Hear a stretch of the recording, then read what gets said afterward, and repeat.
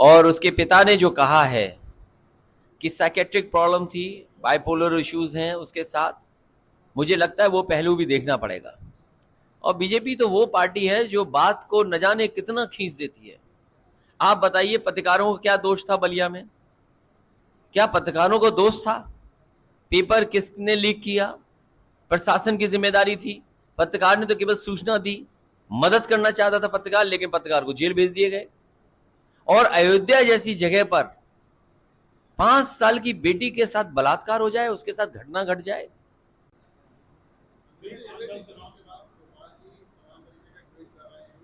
उन बातों के लिए आपको समय नहीं व्यर्थ करना चाहिए।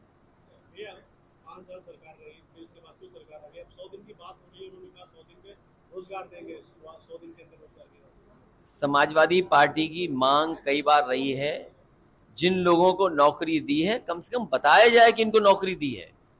अगर 5 लाख का दावा है तो कम से कम कन्नौज में बताया जाए कि 5 लाख में कन्नौज के लोगों को इतनी नौकरी मिली है, फर्रुखाबाद के लोगों को इतनी मिली है, सहारनपुर के लोगों को इतनी मिली है, चित्रकूट के लोगों को इतनी मिली है, झांसी के लोगों को इतनी मिले। कम से कम जानकारी तो दे सरकार। और अगर जानकारी सरकार नहीं दे रही है तो आंकड़ों से खिलवाड़ कर रही है। बहुत बहुत धन्यवाद।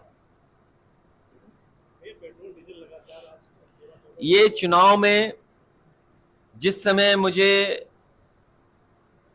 अपनी बात रखने का मौका मिल रहा था, पूरे चुनाव में ये बात कही गई कि जैसे ही चुनाव खत्म होगा पेट्रोल डीजल से लेकर के सब महंगाई बढ़ेगी। सवाल महंगाई का तो है ही है, लेकिन जिस तरीके से बेरोजगारी बढ़ रही है, हमारा यूथ, हमारा नौजवान, उसका भविष्य अंधकार में दिखाई दे रहा है। ये कंटिन्यूटी की सरकार है, ऐसी सरकार नहीं है कि जो कोई नई सरकार बन गई हो। ये सरकार वही है जो पहले सरकार थी। कम से कम नौजवानों को रोजगार और नौजवानों को नौकरी कब सरकार देगी? पूरा नौजवान भटक रहा है। अच्छी पढ़ाई करने के बाद, अच्छी डिग्री हासिल करने के बाद अभी भी घर बैठा है, अपने घर परिवार के बीच में बैठा है, उसे नौकरी रोजगार नहीं मिल रहा है। जहां महंगाई की मार है वहीं बेरोजगारी की भी बड़ी मार हो रही है। और सुनने में तो ये आ रहा है कि कई नौजवान इतने निराश हो गए हैं कि वो आत्महत्या करने तक तैयार हो गए।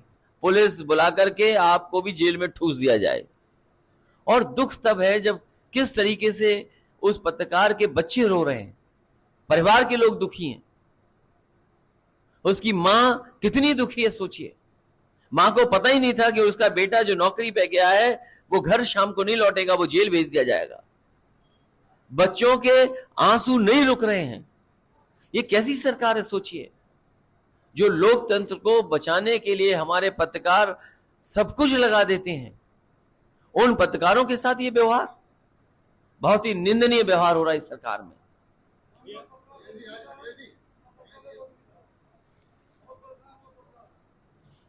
अब आप भी लड़िए, हम भी लड़ेंगे, आपका साथ देंगे हम। मुझे खुशी है कि उन्होंने लाल टोपी नहीं पहनी, लेकिन लाल टोपी की जगह कोई और टोपी पहन ली उन्होंने। जो लोग टोपी को बुरा भला कहते थे, आखिरकार क्या परिवर्तन आ गया कि खुद टोपी पहननी पड़ गई उनको। लेकिन केवल टोपी पहनना नहीं, सिद्धांत पे खड़े रहना कैसे करेंगे? भारतीय जनता पार्टी के लोग कम से कम उस सिद्धांत पे कैसे खड़े होंगे कि लोकतंत्र बचाने के लिए समाजवादियों ने लाल टोपी पहनी। समीक्षा होगी, कार्यकर्ता जो कहना चाहेगा वो कहेगा, और जो कमियां होंगी उसको दूर करेंगे। कन्नौज वैसे भी बहुत पुरानी राजधानी रही है, सम्राट हर्षवर्धन के जमाने में राजधानी रही है। कन्नौज अलग नहीं हुआ, कन्नौज समाजवादियों के साथ रहेगा।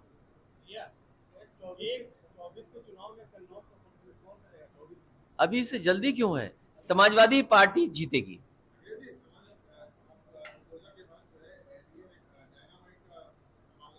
किस चीज का?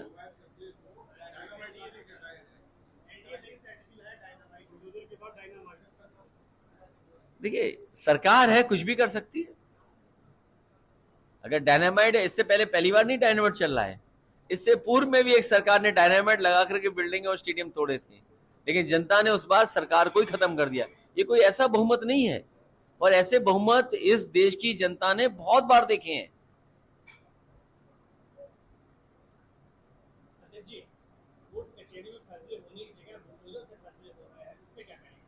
समाजवादी पार्टी कानून पर, संविधान पर भरोसा करती है। भारतीय जनता पार्टी संविधान पर भरोसा नहीं करती। महंगाई बढ़ेगी, बेरोजगारी बढ़ेगी, ये बड़े सवाल है जिसका जवाब भारतीय जनता पार्टी को देना चाहिए। नमस्कार, मैं हूं मानक गुप्ता।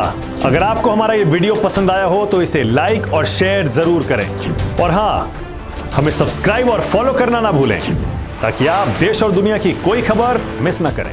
तो जुड़े रहिए हमारे साथ और देखते रहिए न्यूज़ 24।